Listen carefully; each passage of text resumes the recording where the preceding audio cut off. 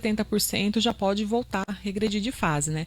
Então não adianta ter a liberdade aí para circular, tudo mais, e não se cuidar, né? Depois fecha tudo, daí o pessoal vai reclamar de emprego, reclamar de tudo mais, né? Então, cuidado que o corona ainda está aí. Agora, 12:10, e vamos então conversar com a doutora Fernanda Miniti. Voltamos a conversar então. Boa tarde, doutora. Boa tarde, Daísa. Boa tarde a todos os ouvintes da Rádio Magnífica. É um prazer estar aqui novamente e desejar a todos, né, esse início de ano, muito que Deus nos ilumine, nos acompanhe, abençoe o nosso caminho e conversar um pouco sobre o direito previdenciário e o que muda agora em 2021. É isso aí. Muito obrigada. Um ótimo ano para todos nós, né? E segue a luta para quem quer aposentadoria, né? Será que vai ser um pouquinho mais simples esse ano? O que muda? A gente já começa dando as linhas gerais. O pessoal que tiver dúvidas pode ir mandando pelo nosso WhatsApp 992005515.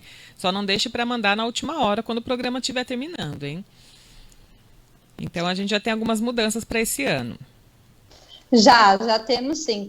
Já tiveram algumas mudanças sobre a aposentadoria, que eu já vou explicar. E antes disso, eu queria dar só duas informações também relativas ao INSS, que foram mudanças agora em dezembro e em janeiro, de uma forma rápida, mas que também são importantes.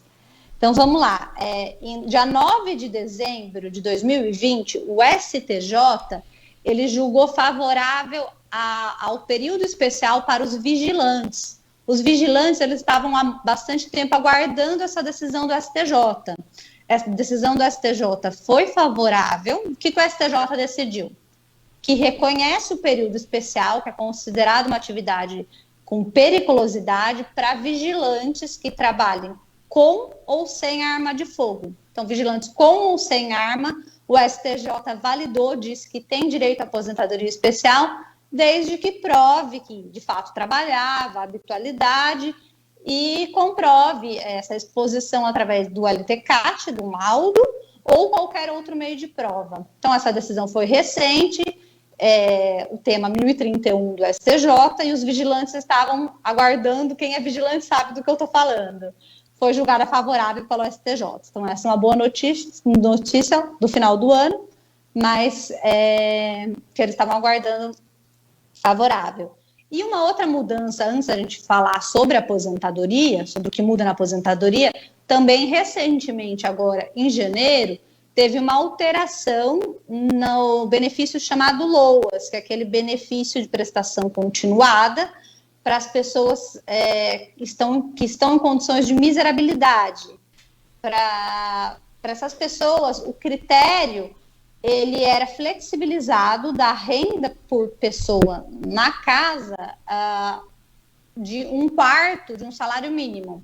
Mas alguns juízes, se ultrapassava um pouco esse valor, eles concediam. Porém, agora veio uma alteração que fixou o limite para estabelecer a renda da família em até 1/4 do salário mínimo. Então, pega a quantidade de pessoas que moram na casa, soma a quantidade de pessoas, a renda ali, se elas têm ou não, enfim, e divide pela quantidade de pessoas. Se esse valor por cabeça, por pessoa, for até 1/4 de um salário mínimo, aí ela tem direito ao LOAS, a esse benefício de prestação continuada.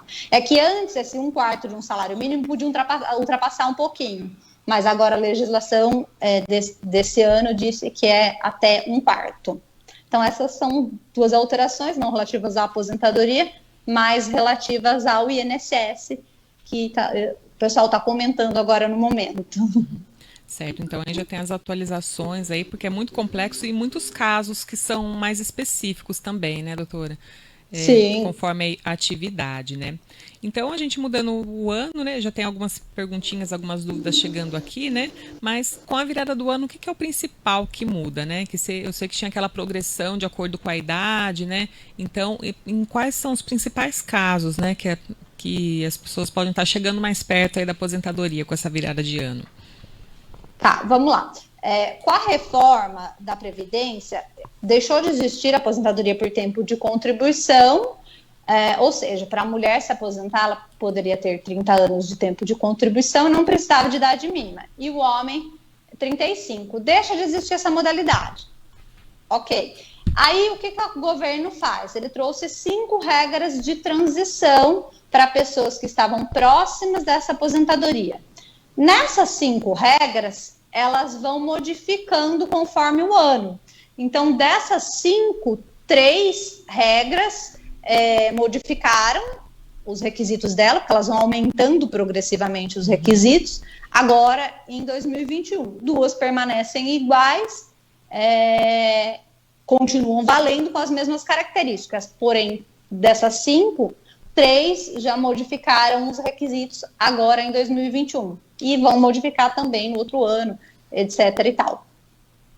Certo. Então, pode continuar, desculpa. Então, vamos lá. Eu vou passar primeiro para as 3 que foram as que modificaram.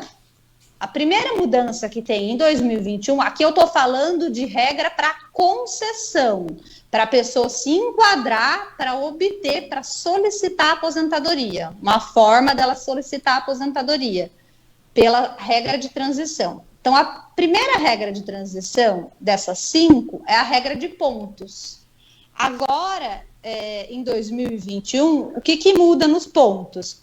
Para a mulher se aposentar, ela precisa ter 88 pontos e o homem 98 pontos. O ano passado era 87 e 97. Esse ano aumentou 1 ponto, foi para 88, 98. Como que contam esses pontos? Soma o tempo de contribuição da pessoa mais a idade. Então, a soma do tempo mais a idade, se a mulher agora completar 88, ela pode pedir aposentadoria, que eu não estou falando de cálculo, eu estou falando de direito a solicitar aposentadoria, hipótese de concessão. E o homem, 98. Então, do ano passado para esse ano, aumentou 1 ponto, de 87, 97, foi para 88, 98. Essa é a primeira mudança do cálculo, da concessão da aposentadoria. Lembrando que esses pontos ele mudam, ano que vem vai mudar de novo, tal, mas como a gente está falando aqui no início do ano, para a pessoa ir conhecendo o que a gente está falando, vai vigorar em 2021 inteiro. Quantos pontos? Mulher 88 e homem 98 pontos. Essa é uma das formas de se aposentar. Outra regra de transição, que também teve a mudança, as mudanças elas sempre ocorrem no início do ano, dessas que vão aumentando progressivamente. É a regra de tempo de contribuição mais a idade mínima. O ano passado, o tempo de contribuição para a mulher, ela precisava ter 30 anos, e 30 anos de contribuição, e a idade era 56 anos e meio. Esse ano ela aumentou 6 meses, que ela aumenta 6 meses por ano. Então, ficou mulher 30 anos de contribuição e 57 anos de idade. E o homem, 35 de contribuição, e o ano passado era 61 anos e meio de idade, e agora foi para 62. Então, a nova regra, com a nova idade valendo para o ano inteiro de 2021, é a regra de transição 2, que é o tempo de contribuição mais a idade mínima. Repetindo, mulher 30 anos de tempo de contribuição, 57 de idade, e o homem 35 e 62 de idade. Essa foi a outra mudança. Aí tem mais 2 regras, que eu vou passar primeiro, para as que modificaram e não para as que continuam valendo, mas que são iguais. E aí a outra mudança foi a aposentadoria por idade para a mulher. Em alguns outros programas, a gente já havia conversado que, como a aposentadoria por idade era para mulher com 60 anos.